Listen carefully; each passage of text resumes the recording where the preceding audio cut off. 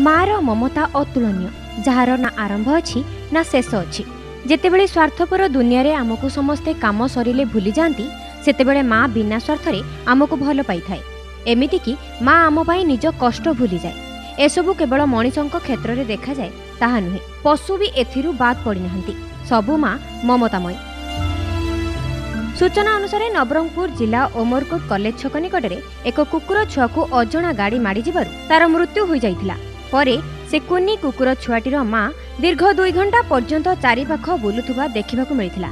जाउथुबा गाड़ी गुडुकु बुली बुली चाहुथुबा सह विभिन्न गाड़ी को अटकाइबा पई मध्य चेष्टा करुछि।